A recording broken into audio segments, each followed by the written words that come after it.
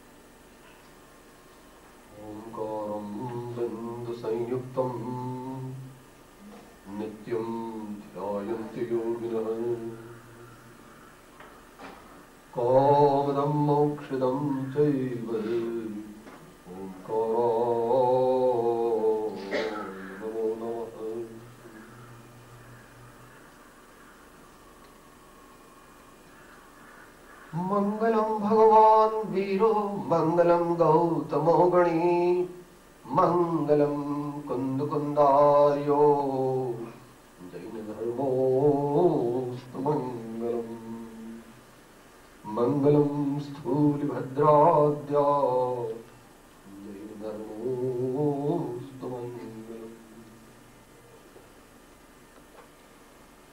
अज्ञानतिमिरान्धानां ज्ञानाञ्जनशलाकया चक्षुः उन्मीलितं येन तस्मै श्री गुरुवे नमः।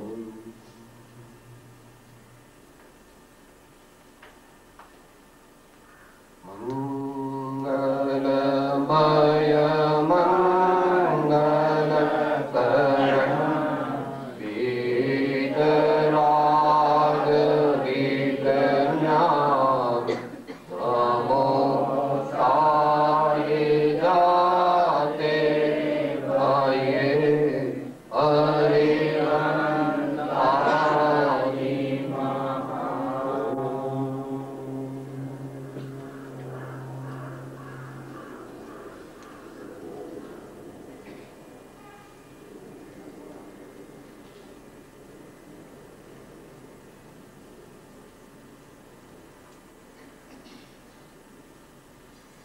આપણે સૌ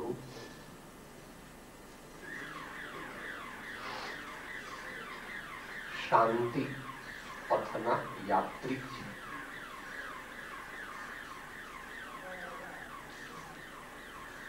સાચું सुख, शाश्वत आनंद की प्राप्ति के हम सब यात्रिक है। अगर नहीं है तो होना। सचमुच तो है ही, मगर स्वयं को मालूम नहीं है। वह ढूंढता तो शांति है, मगर शांति क्या है वो ही उसको मालूम नहीं। सच्चा सुख क्या है, सच्चा आनंद क्या है, वो ही उसको मालूम नहीं। इसलिए जिस किसी चीज में उसको आनंद का आभास होता है, उसको वह अपनाता जाता है, बदलता जाता है और मानता है कि एक न एक दिन मुझे किसी चीज से शांति मिल जाएगी। तो वस्तु स्वरूप ऐसा है नहीं। शांति वहां मिल सकती है जहां शांति हो। नदी की जो रेती होती है, बालू जिसको कहते हैं, उसमें से आप कैसा भी जापानीज मशीन लाओ, अमेरिकन मशीनरी लाओ, लेटेस्ट टेक्नोलॉजी अपनाओ, उसमें से तेल नहीं निकल सकता। क्योंकि उस रेती जो है, बालू है, ड्राई सैंड है, उसमें ऑयल निकलने की कोई संभावना है नहीं। वैसे जगत के पदार्थों में सच्चा सुख नहीं। मतलब वो कैसे जाना जाए? तो एकदम तो जाना नहीं जा सकता, मगर उसकी लक्षण से भगवान ने नक्की किया है, ज्ञानियों ने नक्की किया है। सुख नाम का गुण एक आत्म तत्व में ही है। इसमें जो भी पदार्थ दिखता है, हमारी आंख से जितने पदार्थ दिखते हैं, उन सबको भगवान जड़ कहते हैं। जड़ मायना अचेतन, अचेतन मायना इनसेंटिएंट, नॉन लिविंग। और किसी भी नॉन लिविंग ऑब्जेक्ट में आनंद और ज्ञान नाम के गुण नहीं है। आप पूछेंगे इसमें तो यह भी दिखता है इसलिए वो जड़ है, और उसमें स्वयं में ज्ञान नहीं है, मगर उसमें रही हुई चीज जो है उसमें ज्ञान है। इसमें ज्ञान नहीं है, मगर उसको जिंदा रखने वाली अंदर में जो चीज है यह है म्यान। और अंदर में तलवार है, वो तलवार से युद्ध किया जाता, म्यान से युद्ध नहीं किया जाता।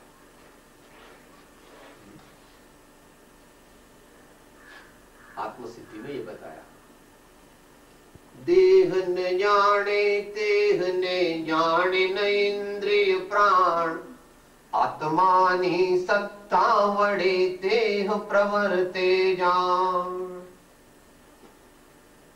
वह स्वयं को जानता नहीं, मैं कौन हूं, कहां हूं, मगर अंदर में जो बैठा हुआ है वो जानता है। मगर बहुत काल के अभ्यास से, बहुत काल महीना, ये 60-70 साल नहीं, अनंत काल के अभ्यास से जिस शरीर में हम रहते हैं उस शरीर को अपना स्वरूप मानते हैं, और कुछ काल में उधर से निकलने की जब नौबत आ जाती है तो बहुत रोते हैं और बहुत किलकिलाहट करते हैं, मगर वहां से निकलना आवश्यक है। किराए के घर में कायम कोई रह नहीं सकता, किराए के घर में कायम कोई नहीं रह सकता। तो जिसको शाश्वत सुख पाना है उसको अपने झूठे अहम को मिटाना पड़ेगा। शरीर न सुख का साधन है और न दुख का साधन है। शरीर तो स्वयं में है बस, अगर उसका सदुपयोग कर लिया तो कुछ अच्छा ही प्राप्त हो सकती है। पूरा सदुपयोग कर लिया समीचीन रूप से तो शाश्वत परम आनंद रूप मोक्ष दशा भी प्रकट हो सकती है। प्राय हम उसका दुरुपयोग करते हैं, इसलिए वर्तमान में भी दुखी है। आगे जाकर के क्या होगा वह तो अब तो तुम स्वीकार नहीं करेगा, मगर जब जाएगा, अनुभव होगा, तब उसका स्वीकार कंपलसरी करना पड़ेगा।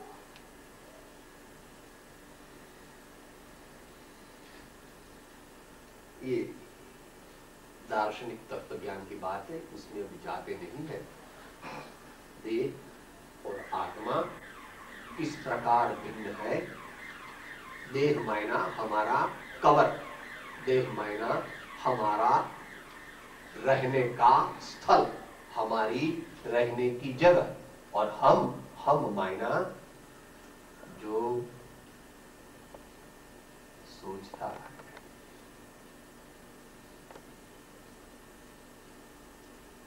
He who thinks, he who remembers,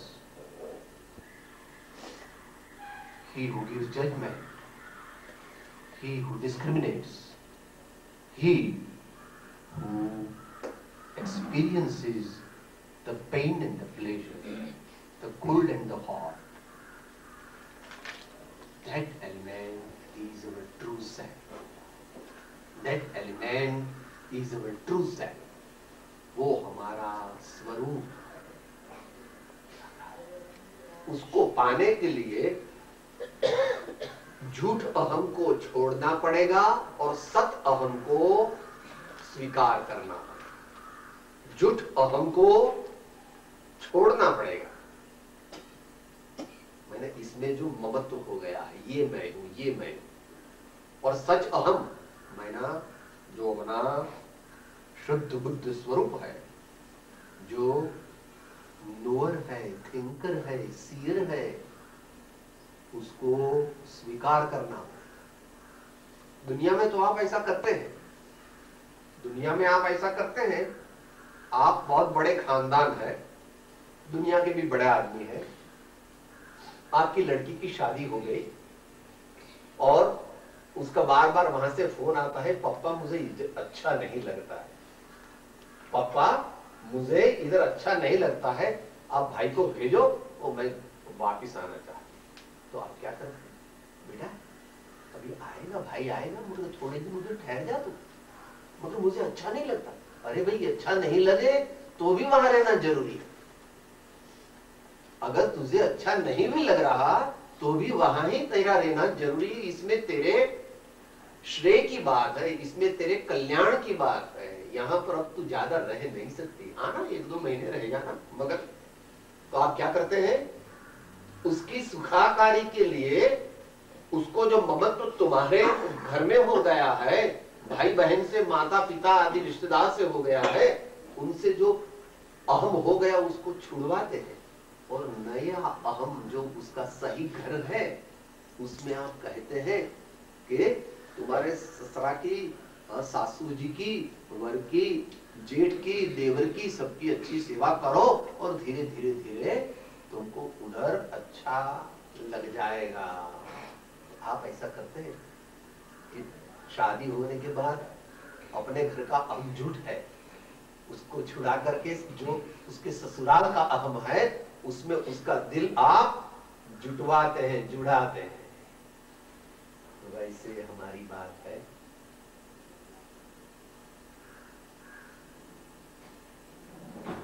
अभी हम अगर आए हैं तो ससुराल मायना मोक्ष मार्ग, ससुराल मायना साधन की जो श्रेणी, साधक की जो अवस्था, मुमुक्षु की जो अवस्था, वो हमको अच्छी नहीं लगती।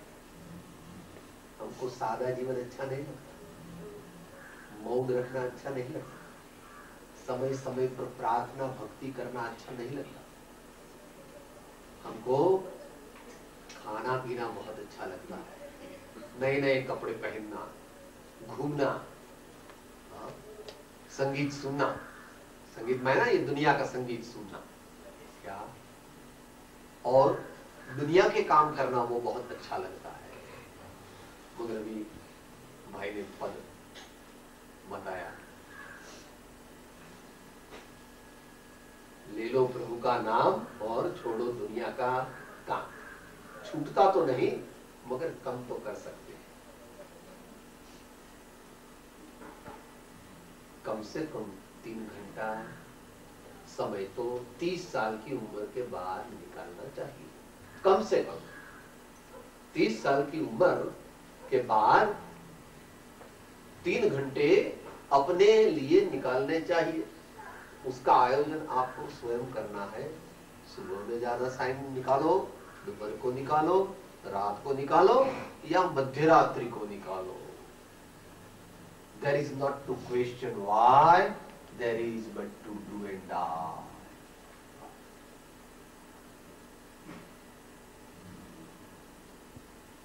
हम तो कहते हैं हम महावीर के अनुयायी हैं।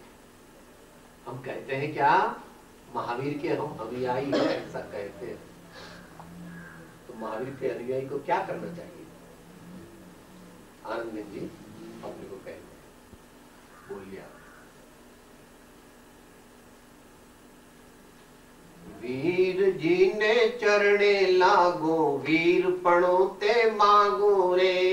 वीर जी ने चरणे लागो, वीर पणो ते मांगू रे। वीर जी ने चरणे लागो, वीर पणो ते मांगू रे। वीर जी ने चरणे लागो, वीर पणो ते मांगू रे। मिथ्या मोह तिमिर भय भाग्यो, जीत नगारू वाग्यो रे। मिथ्या मोह तिमिर भय भाग्यो, जीत नगारू वाग्यो रे।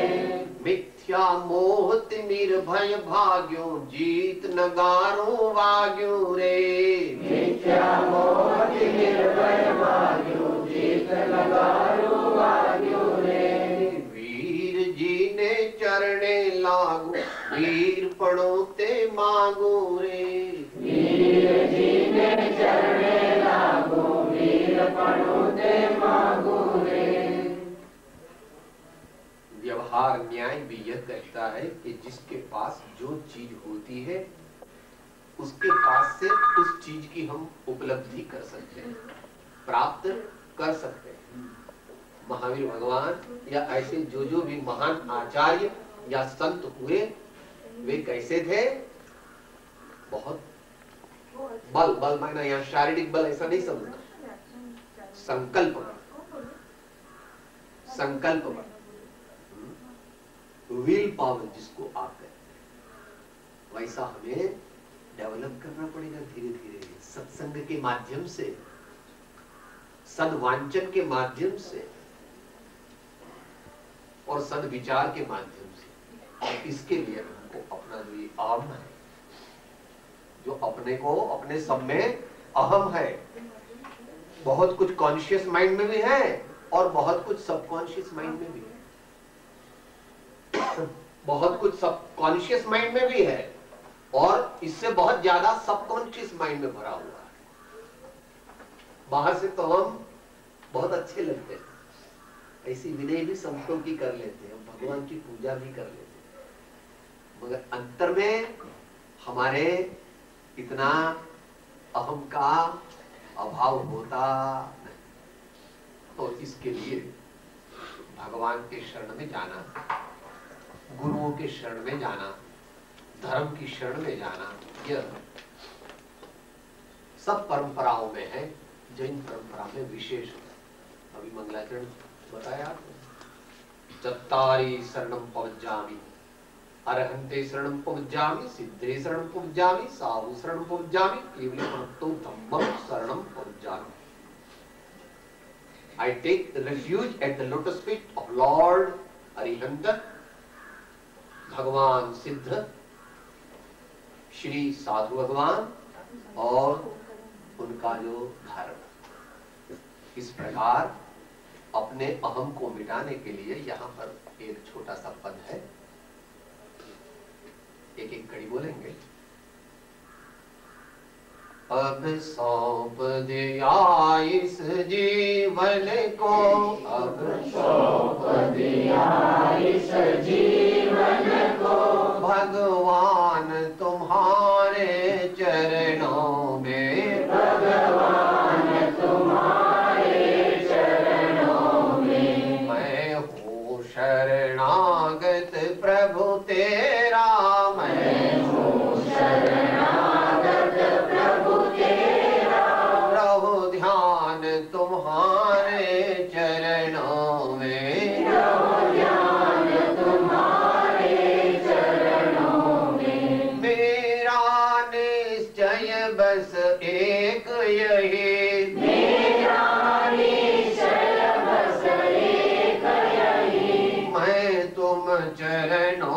का पुजारी बनूं, मैं तुम चरणों का पुजारी बनूं। अर्पण कर दो दुनिया भर का, अर्पण कर दो दुनिया भर का। सब प्यार तुम्हारे चरणों में, सब प्यार तुम्हारे चरणों में। अब सौंप दिया इस जीवन को, अब सौंप दिया इस जीवन को। भगवान तुम्हारे चरणों में, भगवान तुम्हारे चरणों में। क्या प्रयोजन है? फॉल्स आई, फॉल्स माइंड उसको मिटाना है, और ट्रू आई और ट्रू माइंड उसको स्वीकार करना है जीवन में। तो सीधा तो बड़े पुरुष कर सकते हैं, जो ज्ञान योगी होते हैं, बहुत बड़ी प्रज्ञा के धारक होते हैं, अगले भवों की आराधना लेके आते हैं। वे तो सीधे ज्ञान मार्ग पर चढ़ करके, ध्यान मार्ग में जा करके समाधि को प्राप्त कर सकते हैं। मगर हम सब लोग इतने शक्तिशाली नहीं हैं, इतने अगले भव की आराधना भी लेके नहीं आए हैं। इसलिए प्रतीक जो है, भगवान जो है सो प्रतीक है। भगवान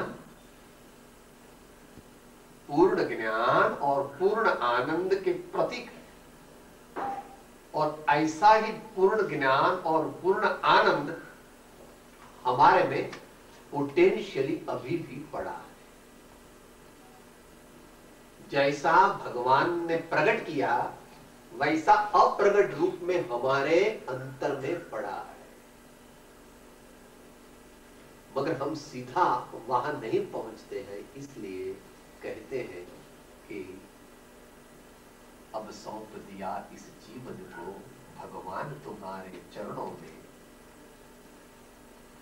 मैं हूं शरणागत प्रभु तेरा, रहो ध्यान तुम्हारे चरणों।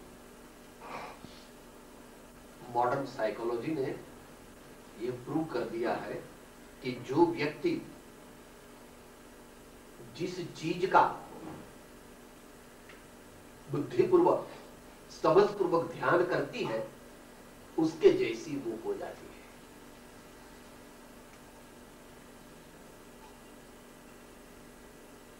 जो व्यक्ति जिस वस्तु या व्यक्ति का समझ करके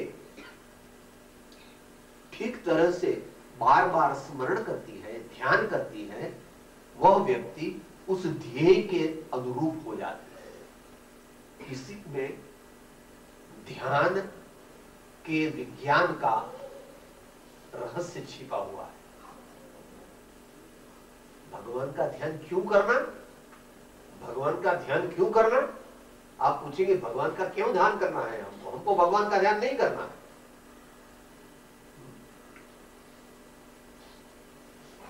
भगवान बनने के लिए भगवान का ध्यान किया जाता है। इवेंचुअली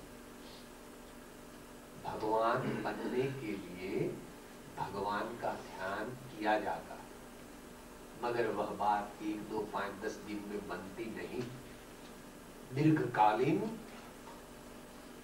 वह प्रैक्टिस चाहिए। इसके लिए बहुत don'ts, dos and firm determination चाहिए। हमारा अव्यवस्थित कैसा भी जीवन हो और भगवान का ध्यान सच्चा लग जाए, ये संभव नहीं है। सब तरफ से दिल हटा प्रभु के चरण में जोड़। जो दुनिया की चीजों से दिल रुचि हटती जाती है, वैसे वैसे क्रमशः भगवान में, परमात्मा में, शुद्धात्मा में अपना दिल, अपना उपयोग, अपना चित्त, अपनी मनोवृत्ति, अपना थॉट फ्लो उसकी ओर, मन भगवान की ओर वह लगता जाता है, लगता जाता है, लगता जाता है, लगता जाता है। एक दिन लग जाता है, एक दिन लग जाता है। बनत बनत बन जाए।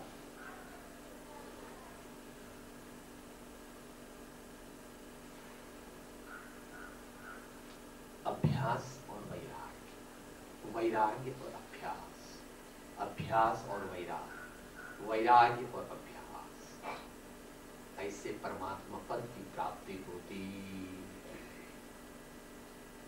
सब महापुरुषों ने यह कार्य किया है किसी न किसी रूप में। किसी ने भक्ति मार्ग के माध्यम से किया, किसी ने ध्यान मार्ग के माध्यम से किया, किसी ने ज्ञान मार्ग के माध्यम से किया, और किसी ने अमुक हद तक निस्वार्थ सेवा, service to humanity is service to divinity, duty is डाइटिंग, DUTYISDIETY,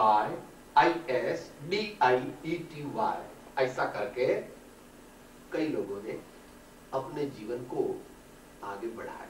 तो वह भी एक मार्ग है, मगर आखिर में तो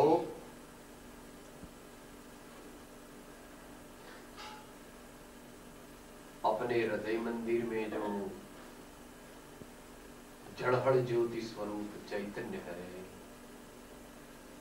उसी की ओर अपनी चित्त वृत्ति लगानी पड़ती है। और उसमें जब वह लगती है, वैसे वैसे आनंद की अनुभूति, प्रसन्नता की वृद्धि, समता का अनुभव, विश्व प्रेम, निस्वार्थपना, selflessness and a state of exalted bliss is gradually experienced. यहाँ भक्त कहते हैं, रहो ध्यान तुम्हारे चरणों में, कब? मैं हूं शरणागत प्रभु तेरा। तो ये क्रम है। दुनिया में भी आप जो बड़े बड़े कार्य करते हैं, क्रम से करते हैं। आपने बड़ा बंगला बनवाया तो पहले तो तीसरी मंजिल बनाई, बाद में दूसरी बनाई, बाद में पहली बनाई, बाद में ग्राउंड फ्लोर, और बाद में फिर वो फाउंडेशन बनाया क्या? अब तुमको कुछ मालूम नहीं पड़ता, बुद्धू जैसे लगते हो। किसी भी मकान बनाना है तो पहले नींव डालनी चाहिए अच्छी, तो आगे काम। भैया, जैसे तेरी दुनिया में क्रम होता है, वैसे हमारी दुनिया में भी क्रम होता है। आप पूछेंगे कौन सा क्रम है? कौन सा क्रम है? पहले स्टेप है घबराना नहीं, मगर जो क्रम है उसको सुनना।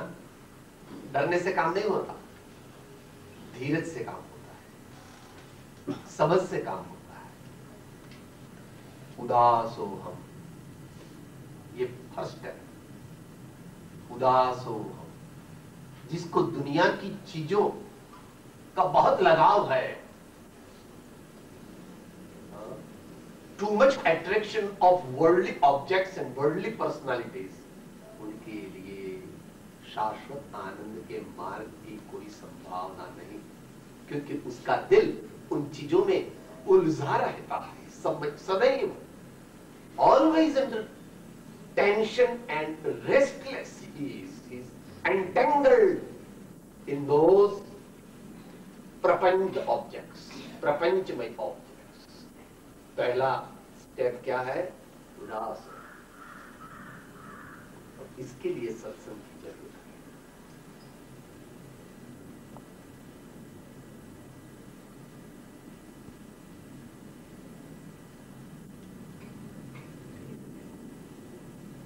दुनिया की चीजें, सब दुनिया की चीजें हैं।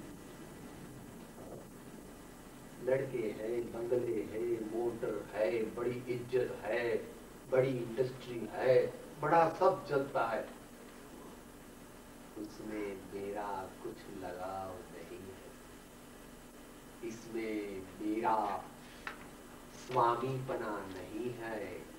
इस विश्व में मैं ट्रस्टी के रूप में आया हूं। यह विश्व है सो म्यूजियम है, देख तो सकते हो मगर मोल नहीं सकते। The world the museum, you are allowed to see, observe and learn, but you cannot buy or purchase the things which are put for exhibition in the world. ये तो एक दृष्टांत है, मगर हम सब चीज खरीदना चाहते हैं और सबका स्वामी बना करना चाहते हैं। ये चीज मेरी है, ये चीज भी मेरी है, ये चीज भी मेरी है, सब चीज मेरी है। जब तक यह भावना बनी रहती है तो भगवान की ओर यानी सत्य शाश्वत सुख की ओर आदमी मुड़ नहीं सकता। गांधी जी ने भी हम लोगों को उस जमाने में प्रिंसिपल ऑफ ट्रस्टीशिप सिखवाया। प्रिंसिपल ऑफ ट्रस्टीशिप, आप केयर टेकर है, आप ट्रस्टी है, मगर ओनर बन जाते हैं। ओनर बन जाते हैं तो ओनर बन तो सकते नहीं, क्योंकि विश्व में ऐसी कोई व्यवस्था ही नहीं कि कोई चीज का कोई ओनर हो। ये दुनिया में जो कहा जाता है वो सब सोशियो इकोनॉमिक अरेंजमेंट। इसके इतने बंगले, इसके इतने लड़के हैं, इसकी ये इतनी इंडस्ट्री, ये क्या है? ये एक सोशियो इकोनॉमिक अरेंजमेंट है, मगर वो एब्सोल्यूट ट्रुथ नहीं, क्योंकि उसकी एक भी चीज उसके साथ जा नहीं सकती, वो तो वहां ही रहेगी। सब चीज अपने अपने में ही है। इसलिए उदास हो हम, ये पहली स्टेज है। फिर दास हो, ये बताएगा। मैं हूं शरणागत प्रभु तेरा, रहो ध्यान तुम्हारे चरणों में। मानव भाव में साधक का सबसे बड़ा शत्रु मान है, अहंकार है, प्राइड है, अहम वृत्ति है। उसको छोड़ना आसान बात नहीं, वो धीरे धीरे ही साधना के माध्यम से छूट सकती है, मगर इसका यह एक सरल उपाय है। Whatever is mine, the word says whatever is mine, I put it at the feet of thine. जो भी मेरा है सो मैं आपके चरण में समर्पित करता हूं। इधर से नहीं, इधर से जब होता है उसको भगवान स्वीकार नहीं करते। भगवान इधर देखते हैं। भगवान तात्विक है, वो हमारे प्रेम को देखते हैं, हमारे भाव को देखते हैं, हमारी बाह्य चेष्टा को नहीं देखते। भाव की बड़ी वैल्यू है मोक्ष मार्ग। इसलिए कहते भावे जिनवर पूजिए, भावे दीजिए दान, भावे भावना भाग्य, भावे केवल ज्ञान। तो हमारे अहम को जब विलय करते हैं, दासो हम बनते हैं, फिर वो दास चला जाता है। सो हम, सो हम, सो हम। जैसे मेरे स्वामी प्रकट है वैसा अप्रकट स्वरूप मेरा है। दासोहम, दासोहम, सोहम। ऐसी माला जब चलती है तो एक दिन वो सोहम में से सो उड़ जाता है, और जो रहता है उसको कहते हैं ट्रू सेल्फ, सच्चा अहम। सच्चा अहम रह जाता है। इसी को ब्रह्म कहते हैं, शुद्ध आत्मा कहते हैं, समय सार कहते हैं, परमात्मा तत्व कहते हैं, चैतन्य तत्व कहते हैं। इस विश्व में सबसे उत्तम वस्तु जो है वह है हमारे हृदय में विराजमान वह परमात्मा तत्व। इससे बड़ी कोई चीज न थी और न है और न भविष्य में उत्पन्न भी होने वाली है। ऐसा निर्णय जिसको होता है वो ही सच्चे साधना के मार्ग पर चल सकता है।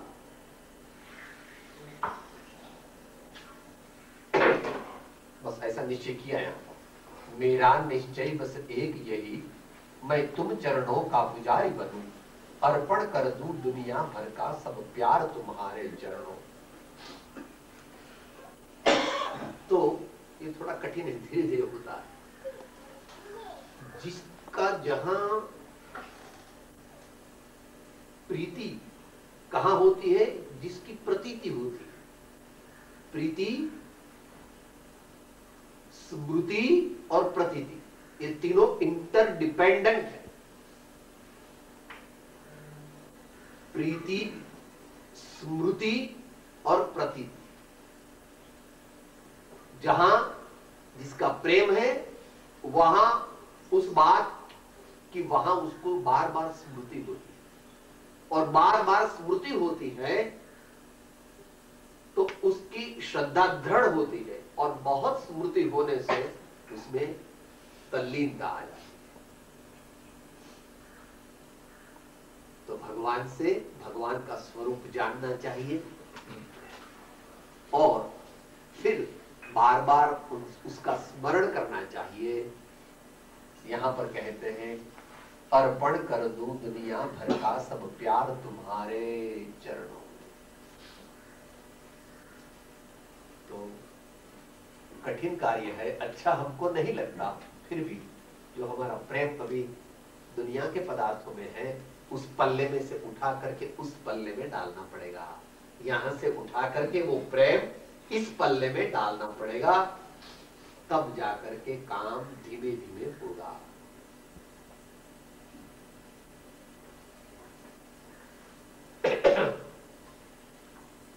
आगे, जो जग में रहो तो ऐसे रहो, जो जग में रहो तो ऐसे रहो, जो जल में कमल का फूल रहे, जो जल में कमल का फूल रहे, है मन वच काय हृदय अर्पण, है मन वच काय हृदय अर्पण, भगवान तुम्हारे चरणों में, भगवान तुम्हारे चरणों में। जब तक संसार में भ्रमण करो, जब तक संसार में भ्रमण करो, तुझ चरणों में जीवन को धरो, तुझ चरणों में जीवन को धरो। तो स्वामी मेरा मैं सेवक तेरा, स्वामी मेरा मैं सेवक तेरा, धरो ध्यान तुम्हारे चरणों में, धरो ध्यान तुम्हारे चरणों में। तो दुनिया में 1 लाख आदमी में से 99,999 इतने आदमियों को तो गृहस्थ धर्म के माध्यम से ही आगे बढ़ना पड़ता है। इसलिए दुनिया का कारोबार तो सबको कुछ न कुछ रहता ही है। गृहस्थ के लिए आजीविका अनिवार्य है। आप सर्विस करो, ट्रेडिंग करो, फार्मिंग करो, डॉक्टरी करो, वकीलात करो, चार्टर्ड अकाउंटेंट हो, आर्कियोलॉजी हो, बैंक में मैनेजर हो, प्रोफेसर प्रिंसिपल हो, या और कुछ भी हो, वो सब काम वो कैसे करना, वो अपनी एक फर्ज है, वह अपनी एक फर्ज है ऐसा मान करके करना सिंसियरली, मगर फिर भी उसमें तल्लीन सर्वरूप से नहीं हो जाना, ये एक कठिन कार्य करना है।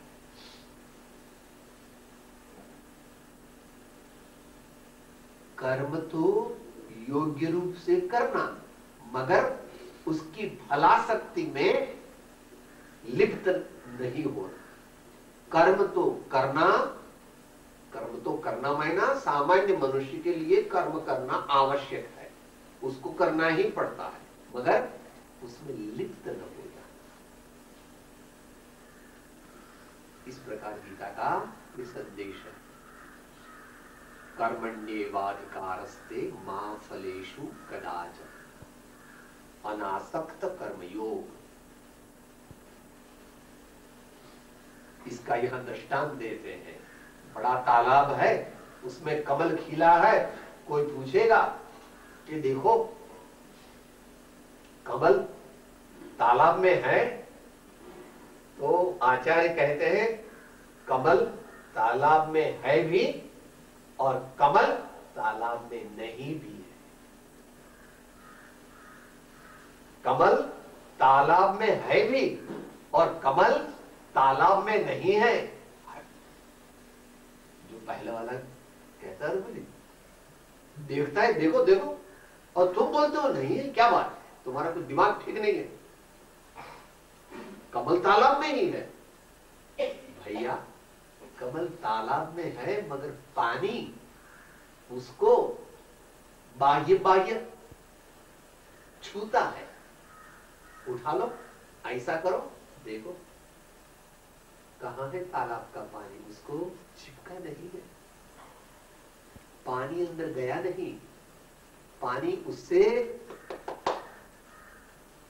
कमल से वो पानी का लिप्तपना नहीं हुआ, एक रूप नहीं हुआ। तो वैसे जब तक संसार में रहना पड़ता है तब तक अगर हम जागृत है, तब तक हम अगर हमें हमारे हृदय में भगवान की और गुरु की जो बात आत्म ज्योति की जागृति, आत्म ज्योति की जागृति है, तो हम उसमें सर्वथा लिप्त होंगे नहीं। बस यही सामान्य मनुष्य के लिए इतना अगर उसके ख्यालात में आ जाए और उसका यथार्थ इंप्लीमेंटेशन वो कर दे अपने जीवन में, हालांकि मुश्किल है, फिर भी अभ्यास से हो सकता है।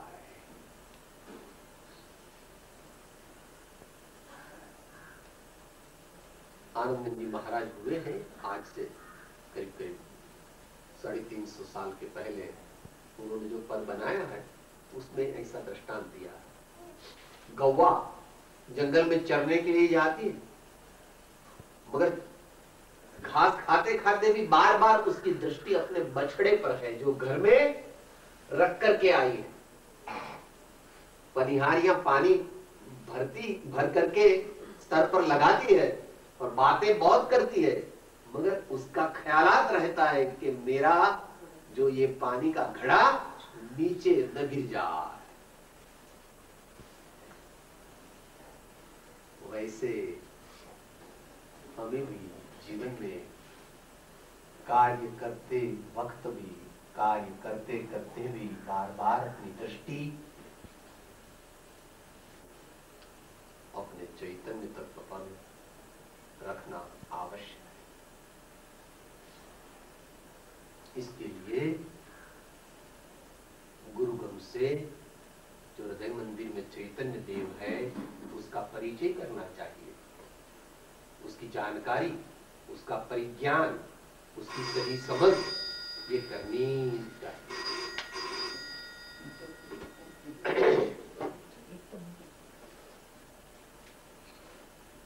तो यह बात उन्होंने मांग ली, हे भगवान जब तक कि मुझे संसार में रहना पड़े तब तक मैं वैसे रहूं जैसे जल में कमल का फूल रहता है और वह लिप्त नहीं होता है, वैसे मैं भी जब तक आवश्यक है तब तक मेरी फर्ज बजाऊं, मगर मैं उसमें उलझ न जाऊं,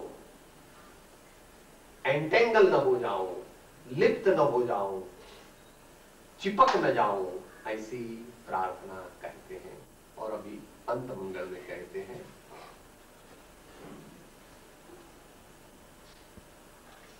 मैं निर्भय हूँ तुझ चरणों में, मैं निर्भय हूँ तुझ चरणों में, मैं निर्भय हूँ तुझ चरणों में, मैं निर्भय हूँ तुझ चरणों में। आनंद मंगल है जीवन में, आनंद मंगल है जीवन में। रिद्धि सिद्धि और संपत्ति सब, रिद्धि सिद्धि और संपत्ति मिल जाएगी प्रभु तुझ चरणों में, मिल जाएगी प्रभु तुझ चरणों में, मिल गई है प्रभु तुझ चरणों में, मिल गई है प्रभु तुझ चरणों में, मिल गई है गुरु तुझ चरणों में, मिल गई है प्रभु तुझ चरणों में। कंक्लूजन है, आखिर की बात है, मुझे बहुत मार्मिक। Despite all the worldly comforts and objects of so-called happiness in our life, why we are restless? Why we are uncontented? Why we don't have that inner peace or that utter satiety in life? That is because of ignorance and attachment.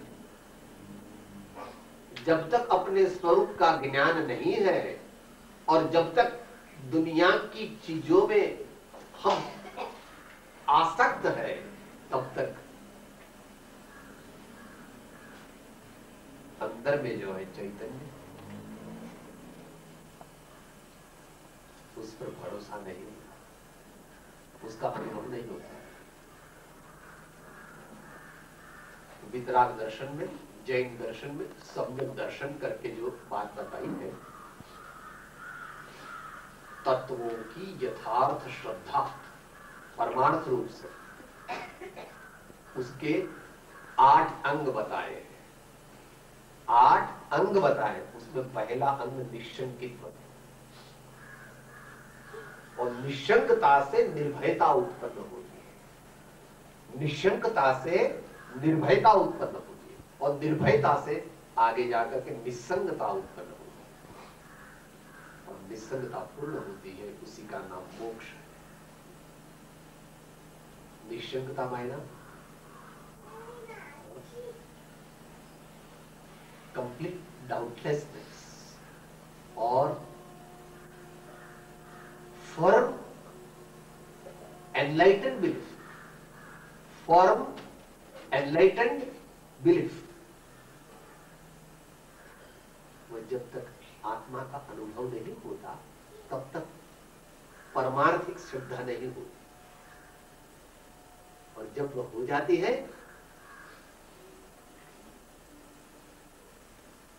निर्भय हो जाता है।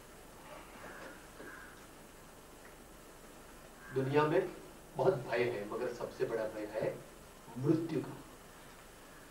अपने स्वरूप का सही सही श्रद्धान हो जाने पर उसको महसूस हो जाता है कि मैं मर ही नहीं सकता, तो डरूं क्यों? आत्मा मरे ऐसी विश्व में कोई व्यवस्था है ही नहीं। कोई भी आत्मा कभी भी तत्व दृष्टि से मर ही नहीं सकता। कितने एटम बम लाए, कितना पोटेशियम साइनाइड लावे, कितने AK-56 लाएंगे, आत्मा मर नहीं सकती। आत्मा की ट्रांसफर हो जाती है। कल बात आ गई।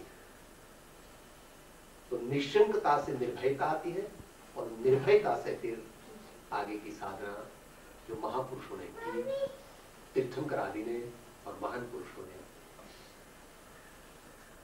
एकाकी विचरतो वड़ी ये स्मशान मां, वड़ी पर्वत मां वाघ सिंह संयोग जो, अड़ोल आसन ने मन मा नहीं शोभता, परम मित्र नो जाने पाम्या युग जो। हम लोगों को अकेले रहने में डर लगता है, अच्छा नहीं लगता, ऊब जाते हैं। और महापुरुष जो है इक्को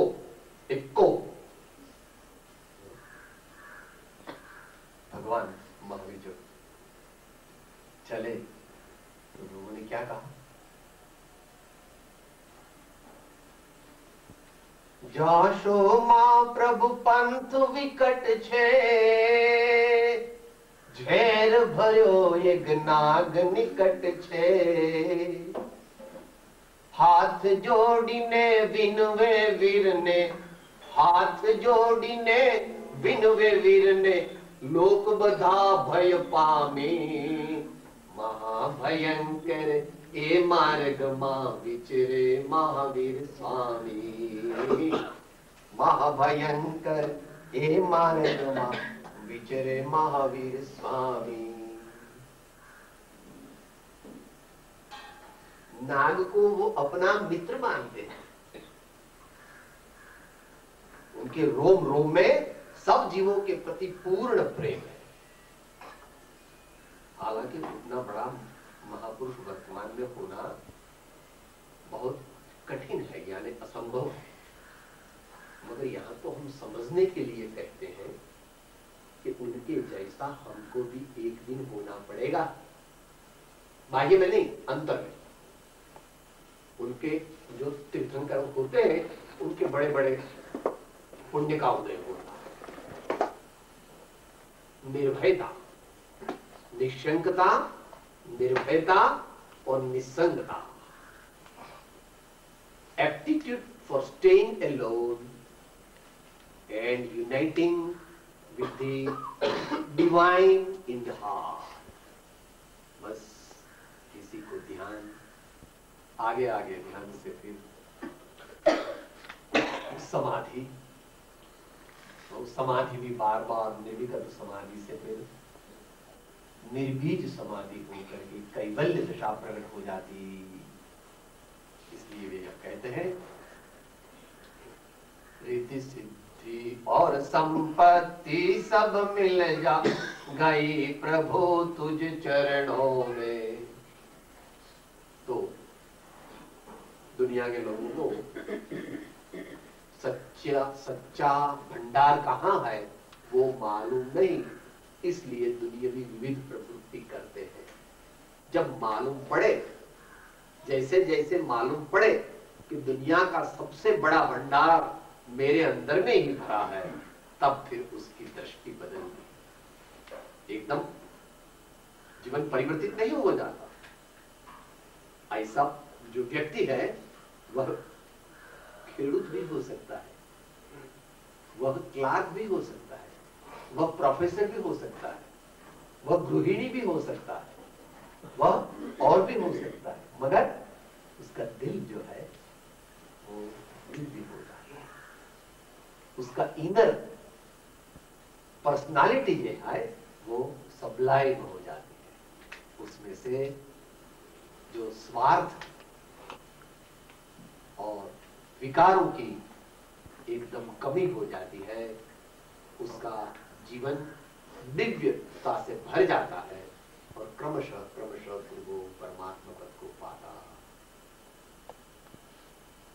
तो हम भी हमारे जीवन में सत्संग के माध्यम से, स्वाध्याय के माध्यम से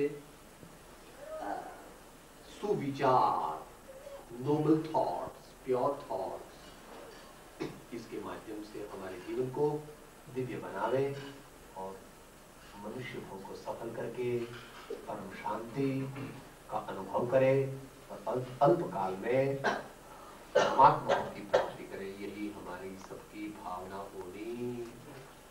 इवेंचुअली दिल्ली दूर है, फिर भी दिल्ली पहुंचेंगे। दिल्ली दूर है, फिर भी दिल्ली पहुंचेंगे। यादृशी भावना यस्य सिद्धिर्भवति तादृशी। यादृशी भावना यस्य सिद्धिर्भवति तादृशी। जिसकी जैसी सच्ची भावना होती है, वैसी उसके जीवन में क्रमशः सिद्धि हो जाती है। हमें भी ऐसी रिद्धि सिद्धि आत्मा